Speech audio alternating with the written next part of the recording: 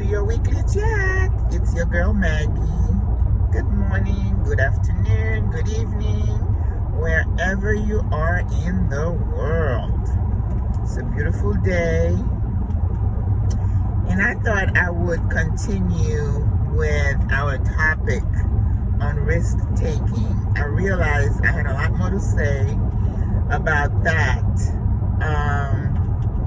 So, you know, these chats, you know, I'd like you to just think about just taking me along in your car. We're just chatting, we're just having conversation, and that's the best way to enjoy. I don't call these podcasts, but it's just conversations, right, guys? Remember, we're on a journey to self-improvement. I'm sharing with you some tips and skills to make your life a little bit easier. Not that I'm trying to to turn you into a mini Maggie. That's not what I'm trying to do. I'm just trying to tell you, I'm sharing with you what has worked for me. The things that I focus on to make me a better person. And I have to be able to look at myself in the mirror and say, you know what? I like this chick. And when I mess up, I need to be able to say, that was wrong. And then I need to correct it. If there's anything I did to cause somebody discomfort or pain, I am not too proud to say I'm sorry. So, again, I'm still thinking about my new series. I want to call it Reset, but I need to think through a little bit more about what I'm going to address. I tell you, my life, I'm just so busy. There's just so much that I need to do, that I need to compartmentalize and prioritize. And when I'm on the road, I'm trying to be I want to use my time. I don't want to just sit here and watch these semis that kind of drive me absolutely crazy on the road. So I want to be productive. Oh, this is the word. I want to be productive. I don't want to have dead time. So this weekend I made it a point to get on the piano. I haven't been on the piano in a long time. I told you, one of my weaknesses is a lack of discipline. Hands down. There's some days I miss on my workout, and I think I feel a little bit stronger because there's some planking and stuff that I couldn't do before I'm able to do now. So slowly but surely.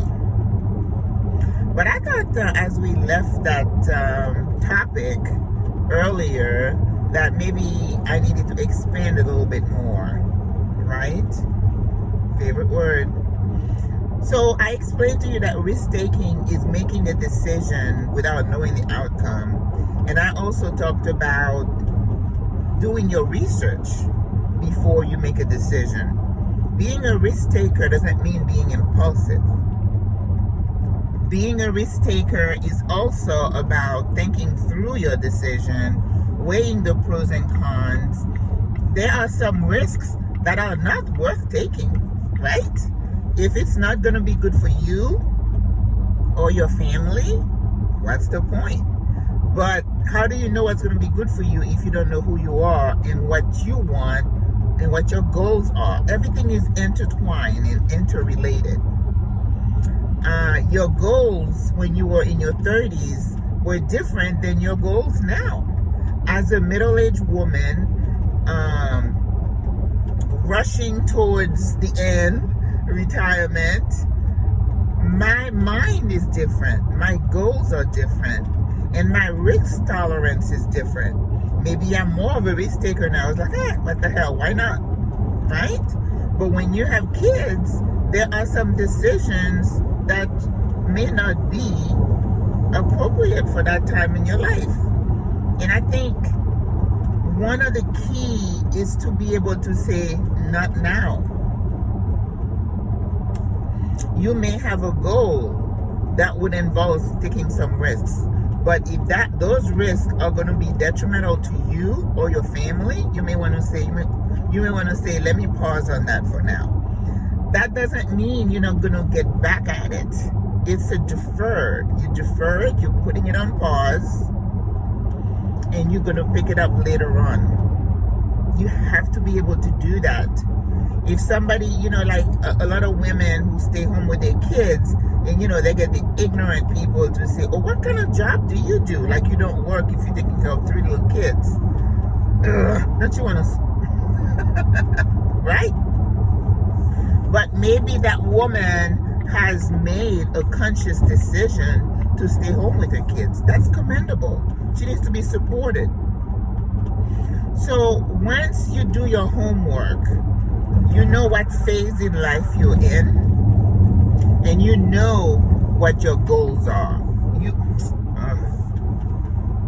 You know how much risk you are able to tolerate, right? Come on, folks. They're coming off the ramp and they're not going. Look at that. Look at that. Look at that. People don't know how to exit and get onto a highway. Anyway, so once you decide, let's say in middle age, where I'm at right now, okay, I may have to take risk career-wise. I may have to take risk in terms of relocation. I may have to take risk in terms of relationships, friendships. I may have to take risk in terms of business decisions, right? So I don't want to stress myself out. I want to be measured. I want to be able to have time to enjoy the things that I enjoy. And I don't like to party and do a bunch of other things. You know what I mean? I like quiet.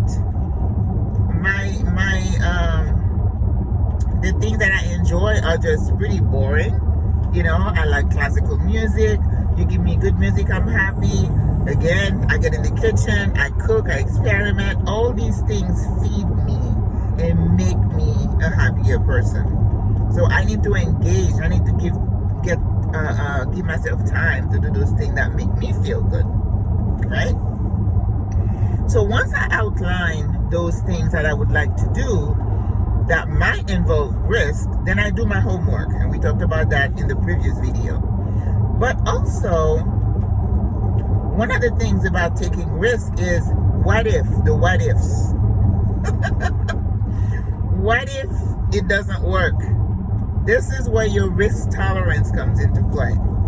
If you say, I'm going to take this job, and if it doesn't work, what is my plan B? Now, plan Bs get a bad rap. Like in business, they tell you, if you're going into business and you have a plan B, you're not dedicated, right? If you say, oh, I better have some savings in case this doesn't work out, I don't think that's wrong. Because you don't want to become homeless just because you start a business. Excuse me. And I remember with my business with the cafe, when the cafe was I was so determined to make it work. I got to a point, I was this close to selling my house. I had gone through all my savings, and I was like, okay, I'm almost there. I even went and we looked at some apartments, and then I was like, oh my God, I don't think I can live in an apartment. I was this close, and then I didn't do it. And then finally, when I closed it, I was like, well, thank God I didn't, because then I'd be homeless. So this is what the level of risk-taking involves. You have to be okay with, what if it doesn't work? What is your plan B? Now, if it didn't work, I knew I was a nurse. I knew nursing was still something I could fall back on. What is your alternative? What is your fallback plan? If you move and you go to another area, for example, what if you don't like the area?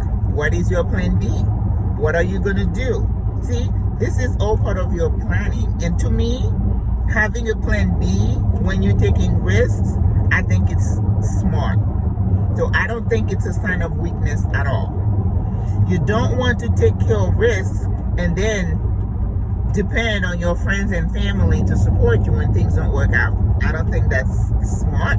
I don't think that's fair to your friends and family to say, well, yeah, she's always trying this and that, and then we have to come and pick up the pieces. Well, some of us don't have anybody we can depend on that way. So you have to plan ahead and depend on yourself and have your plan B. Okay? But on the other side, what if it works? This is the part of risk taking. So you have to focus on the what if it works and giving it 110%. I mean, you don't just take the risk, make the decision, and then sit and say, well, let me sit and wait and see if it works out. You move to another area. Of course, you don't know anybody. So you're going to have to be intentional. You have to put yourself out there. You have to go. You got to network, meet people, volunteer. It takes time. Give people a chance to get to know you, right? And then that's how you build a network. You're not going to say, well, I'm not moving over there because I don't know anybody. I mean, you have to do your research, make some connections, but building relationships is going to take time. If you say, I'm going to do a business, I was in my cafe 2 years and I was this close to breaking even. If you know what that means. Breaking even means where your expenses match your income. So that means taking care of yourself, your bills. You would have had to have a nest egg somewhere where you're pulling. For 2 years, I didn't get a penny from the cafe. But that's something I expected, right? If you understand business, entrepreneurship, you don't make money until however you did the math, you did your plan. That car just went between those two semi. You do your business plan, and you know how long it's going to take you. So you have to have some support. You have to have income that you can take care of yourself until the business starts to make a profit. And that's why a lot of people go into business and within 6 months it's failed because they went out of cash. Same thing if you move somewhere, you don't have a job, you're going to have to, I see people, I moved to Florida from New York. I had a job before I came here. I see people move, husband and wife. That happens to me with nursing. They come here, they bring their spouse, bring the children. The nurse may have a job, but the husband doesn't. So the husband is just toiling, can't find a job. And within 6 months, the whole family has to move back. It's like starting over. That's crazy.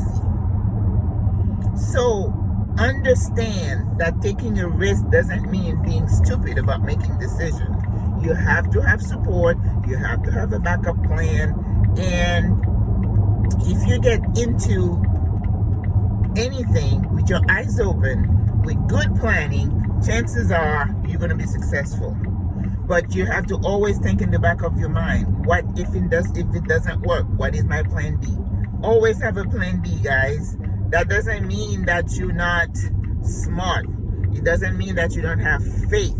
Oh, Lord, get the Christian people behind you to tell you, oh, you didn't believe. That's why it didn't work out. All right, I'll reserve my comment. Okay, guys, so I thought it was important to talk about the other side of risk-taking, that it may not be all positive. It may or may not work, and I think that's what builds you up as a human being. My failures make me a stronger person. So failure is not always negative.